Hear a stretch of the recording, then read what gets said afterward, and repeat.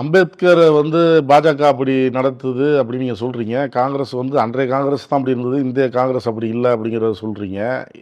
இப்ப மோடி என்ன சொல்றாருன்னா, அம்பேத்கருடைய 5 விஷயங்கள நாங்க தான் கையில எடுத்து போராடிட்டு வரோம். லண்டன்ல அவரு வசித்த வீடா இருக்கட்டும், டெல்லியில இந்த மாரி இதெல்லாம் நாங்க தான் எடுத்து இப்ப பார்த்துட்டு இருக்கோம்.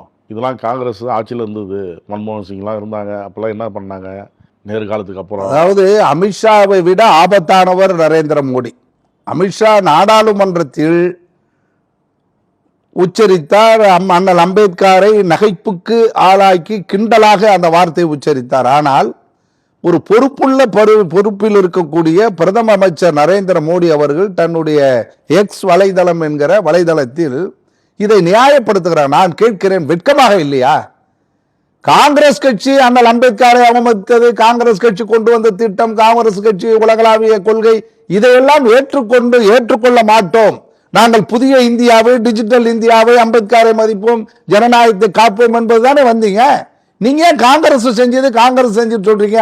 அதுவே கண்டிக்கக்கூடிய செய்தி இல்லவா? காங்கிரஸை அவமதிச்சது என்றால் நீங்கள் அதற்காக நீங்கள் அவமதிப்பீர்களா? அதை நியாயப்படுத்துவது போல் இல்லவா? அவமதிக்கவே இல்லைங்கிறாங்க. அவமதிப்பு இல்லை என்றால் ஏன் நீங்கள் அமித்ஷாவை கண்டிக்கவில்லை? நாடாளுமன்றத்தில் நீ உங்களுடைய பாரதிய ஜனதா பொதுக்கூட்டத்தில், RSS கூட்டத்தில், ரகசிய கூட்டத்தில் நீங்க கண்டிச்சுட்டு போங்க.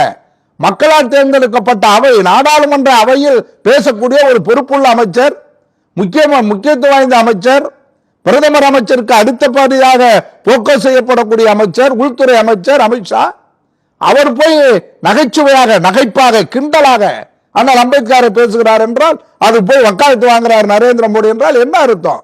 இதை எப்படி ஒப்புக்கொள்ள முடியும்?